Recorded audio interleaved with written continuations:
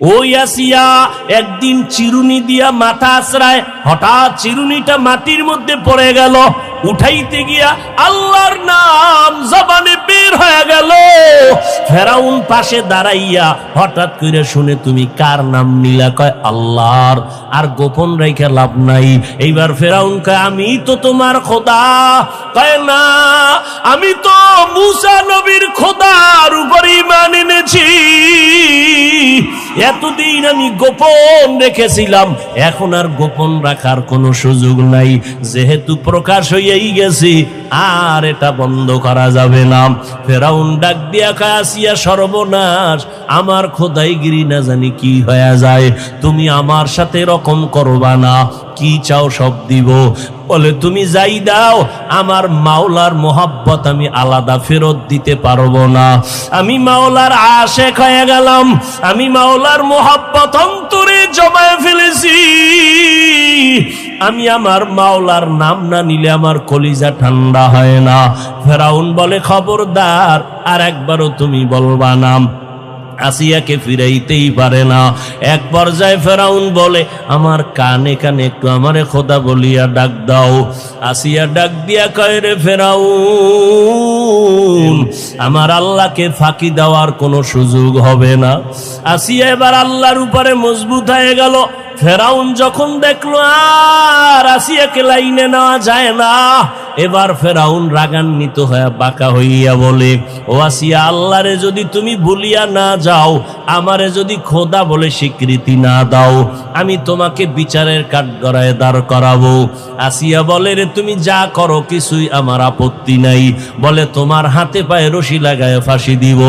যখন ফেরাউন বলল, আসিয়া বলে, করো, আমার কোনো আপত্তি নাই।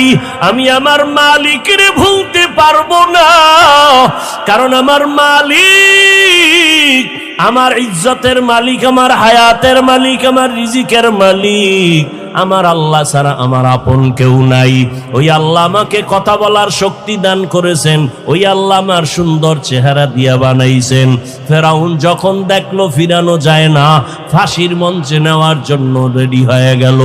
আসিয়ার হাতে পায়ে রশি লাগাইয়া এবার যখন ফাঁসির মঞ্চে নিবেন, আসিয়ার উপরে আঘাত, চোখের পানি ছেড়ে কাঁদেন আর আমার মাওলার সাহায্য চাইতেছেন।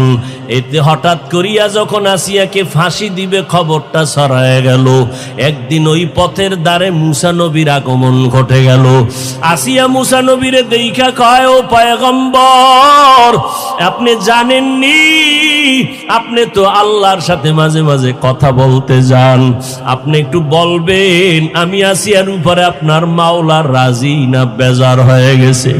এবার মুসা নবী কা, আমার মাওলা তোমার উপরে রাজি, কোনো চিন্তা নাই, তুমি মজবুত হইয়া থাকো, আল্লাহ তোমার উপরে রাজি হয়ে আছেন। আসিয়া ডাক দিয়ে কয়, ফাঁসির মঞ্চে নাও। আসিয়া এক মুসা নবীর মুখে আশ্বাস বাণী শুনিয়া আসমানের দিকে দুহাত উঁচু করে দোয়া করে আর কাঁদে, রব্বি বিনিলি ইনদাকা বাইতান ফিল জান্নাহ।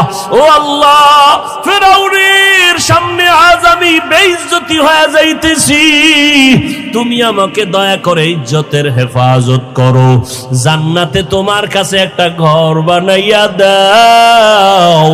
ওয়ানাজ্জিনি মিন ফিরআউনা ওয়া আমালিহি ওয়ানাজ্জিনি মিন কওমিনাল কওমিজ জালিমিন।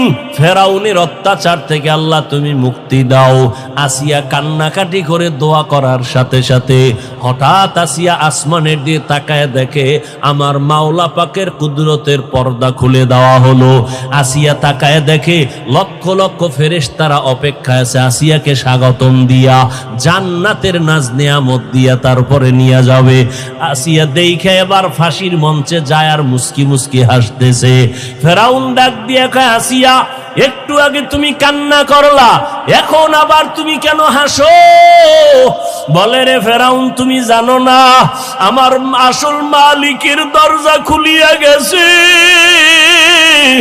আমি যেই মালিকের জন্য আমি পাগল, ওই মালিকের কর্মচারীরা অপেক্ষায় আছে আমাকে জান্নাতের মধ্যে নিয়ে নিবে।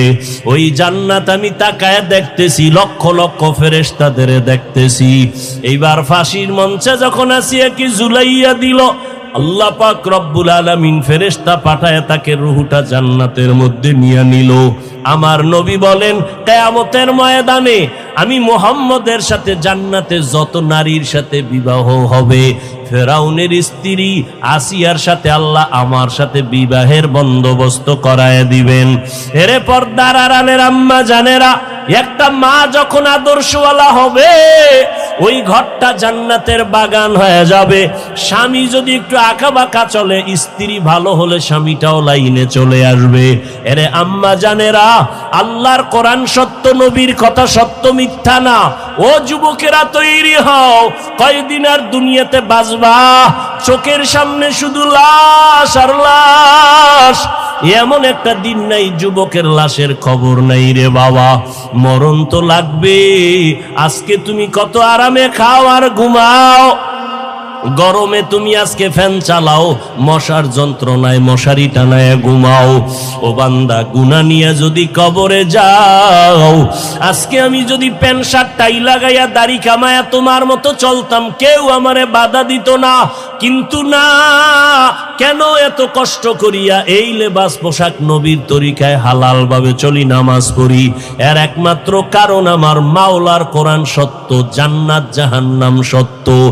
গুনাহ নিয়ে যারা কবরে যাবে তাদের আযাব হবে সত্য, নেক আমল নিয়ে যারা যাবে তাদের কবর জান্নাত হবে সত্য।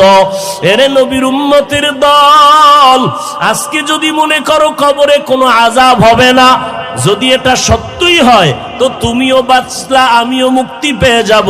কিন্তু সত্য না, গুনাহগারের আযাব হবে, দলিলের অভাব নাই। আর কবরে গিয়া যদি দেখো বেনামাজির কবরে জাহান্নামের আযাব, তখন বলো বাবা তোমার উপায় কি হবে, আমার উপায় কি হবে? আজকে কত সম্মান, কত স্লোগান, কত চেয়ার, কত খানার আয়োজন। যেদিন আজরাইল আইসা আমার